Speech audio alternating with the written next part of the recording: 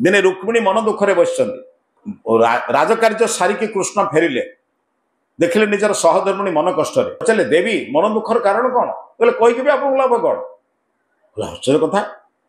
मोर तुम मन दुख मत कहबी कहले कहले भी कौन मुझे तो देखुची आप समाज कार्य एत व्यस्त जे ना आपन को समय अच्छी ना आचरण कथा जरा कौन चाहूच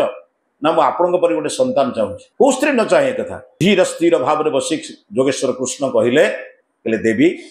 मो भाया संतान टे तम गर्भ को आसवाई आम दुई जन को 12 वर्ष तपस्या करने को पड़े तपस्या शब्द अर्थ घर द्वार छाड़ी नुहे तो एरका वन तपस्या कले अर्थ राजकार्य बुझा सहित तपस्या कले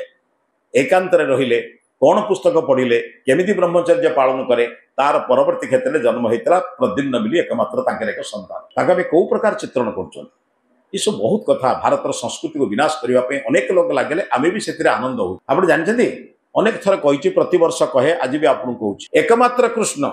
जोगेश्वर कृष्ण कृष्ण कहले शब्द भूल ही जोगेश्वर कृष्ण कहले भी अभाव हो एकमात्र जोगेश्वर कृष्ण देखिले भारतर अधोपतन हबार मूल कारण हूँ सामंत राजा माने एटी गोटे राजा सेठी गोटे राजा सेठी गोटे राजा सेठी गोटे राजा गाँव गोटे राजा